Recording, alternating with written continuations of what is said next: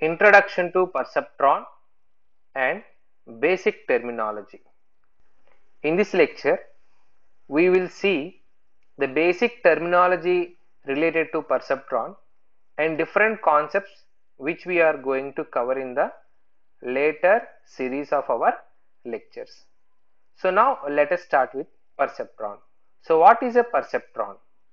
A perceptron is a simplest form of a neural network that is used for the classification of patterns that are said to be linearly separable.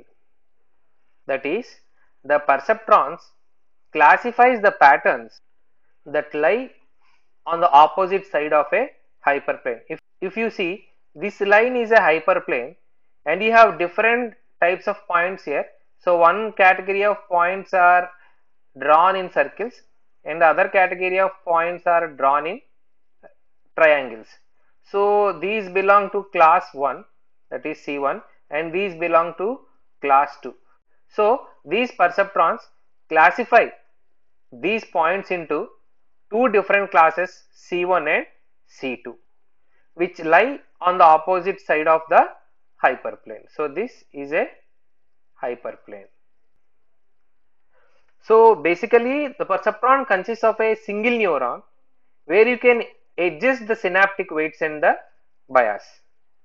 So the algorithm which is used to adjust the free parameters of this neural network has first appeared in a learning procedure which is developed by Rosenblatt for his perceptron brain model.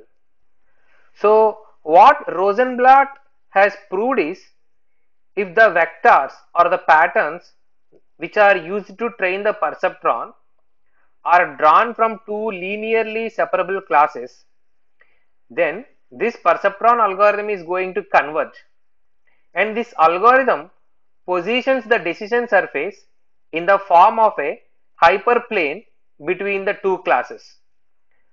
So the proof of convergence of the algorithm is known as perceptron convergence theorem.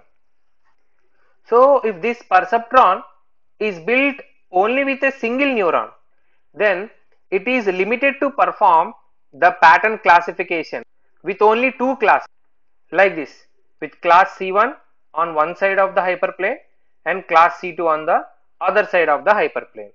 So now if we expand the output layer of the perceptron to include more than one output neurons, then we can form the classification with more than two classes. However, these classes should be linearly separable for the perceptron to work properly. So the single neuron also forms a basis of an adaptive filter, which is a functional block where this adaptive filter is basic for the subject of signal processing. So now in the next lectures we will be discussing about this adaptive filter, that is adaptive filtering problem.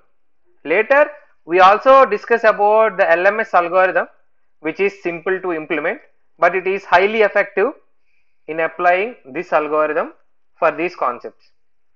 So we know that adaptive filters have been successfully applied in diverse fields such as antennas, communication systems, control systems, radar, sonar, seismology and biomedical engineering. So that's all for the introduction to the terminology. So in the next lecture we will be discussing about the adaptive filtering problem. Thank you.